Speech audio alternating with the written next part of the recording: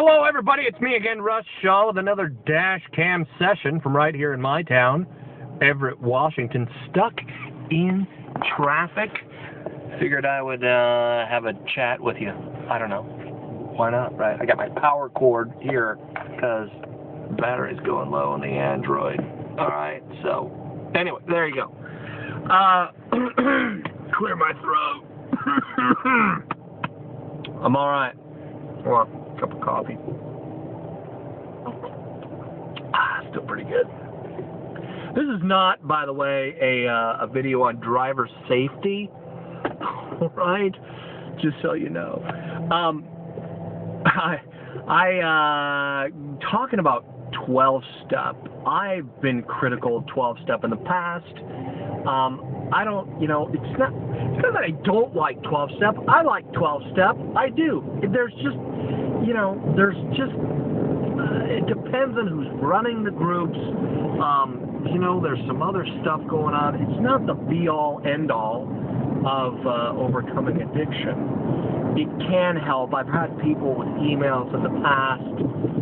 I do a podcast, by the way, just in case you didn't know, asi247.org if you want to check it out. Stitcher Radio, just type in addiction on keyword addiction. I'm up towards the top there, and on iTunes. So, audio podcast. I play rock and roll bumpers, and I talk about addiction, sexual addiction, mainly. But addiction, right? Anyhow, so I get emails on, 12 steps saved my life. And in a past session, I talked about letting people behind the counter, right? You get into 12-step group, Alcoholics Anonymous is where it started. You're anonymous, right? Like, we're going to come in, we're going to talk about real stuff. You're going to let people behind the counter of your life, whether you like it or not. Everybody in here, we're not going to gossip or, spread rumors about each other. We're anonymous, right? That whole anonymous thing going on. So basically what really saved your life was you letting people behind the counter of your life, getting over your selfishness, right? And I'm selfish too. This took some work for me as well, actually getting real and honest with people without, freaking out, putting the boot in their throat. I don't know. It's being humble enough to share your story, to talk about your life, and to talk about how you got to be addicted is a powerful thing, and it may feel like those people saved your life or that 12-step thing saved your life, but isn't it just getting over your own immune neglect? And I will define that in a later show. That is a term from social psychology that I really like. It's an eye-opening term. But my experience with 12-step is I had a friend who was in 12-step for a little while. I was one of those guys that he couldn't hang around. I heard Amy Winehouse's story and her boyfriend talking about him, right? He was talking about his story with her, and he couldn't hang around her. Like, I couldn't get around Amy because I was trying to get off of, whoa, I lost you there. He said I couldn't hang around Amy because I was trying to get off of drinking and doing drugs, and she wasn't the best person to be around. So, I was that guy for this guy, and he, quit hanging around me and my friends, and I get that. That's, at the time where I was at, I probably wasn't the greatest influence. But later on, he found out he killed himself. He shot himself. Another friend of mine went through AA, and real fun-loving, happy guy, goes through AA and really entered a state of depression like I'd never seen in his life.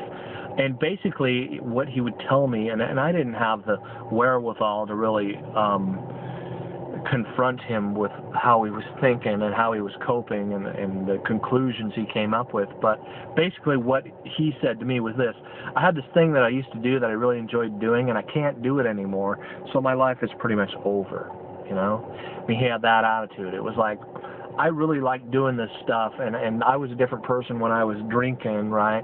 A person I liked more, and now I don't drink anymore, so it's better that I don't drink, but I'm not, the same guy I was. And the guy he was not drinking he just wasn't alive, man. He just lost his light. His freaking light went out, and that bothered me. I don't think God wants us to live like that, all right? Your higher power maybe wants you to be alive. But I guess if your higher power is something, it depends on your doctrine too, doesn't it? So I had a, critical outlook on 12-step. I went to a 12-step group when I was 17. I talked about that in my story on alcohol, and I was forced into it by the state. The state made me go, and I'd go on Wednesdays. It was kind of funny because I didn't have a driver's license, so and I had to drive to Arlington because that's where the ambulance picked me up. Like, I didn't get arrested, I guess. My stepfather didn't press charges, which was nice, and I wasn't. The state said, we're not going to press charges as long as you agree to go to a treatment program. So I'm like, all right. So I went to this Wednesdays, 12-step kind of thing. And I remember just crossing my arms, sitting in that class and thinking, I drink because I want to, right? Like, they're going to throw up all this, you have a disease and all this stuff. The disease was in my heart. I'll agree with that, but the disease wasn't alcoholism. I reached for the bottle of alcohol because I wanted to. And I've said that in the show. Nobody goes to 7-Eleven and picks up a 6-pack of influenza, right? Nobody does that. Nobody goes to the liquor store and grabs a bottle of, I don't know, pick a disease, chlamydia. You don't do that with the worm. Nobody does that. That's not true. It's not a disease. The disease is a heart-level disease. Alcoholism is a symptom of that disease. Alcoholism is the elixir, the thing that you use to numb the real disease that's in the heart. So that's really some of my critiques on 12-step, and I do like it. I believe it's a discipleship type program. It gives you something to do.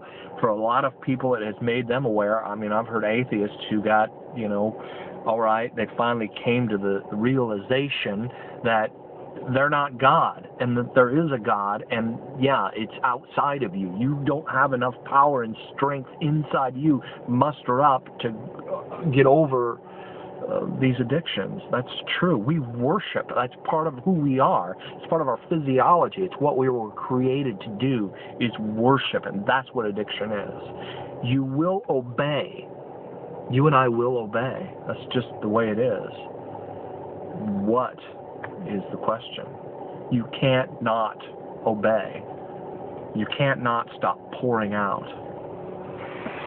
So, that is the session for today. My story with 12-step.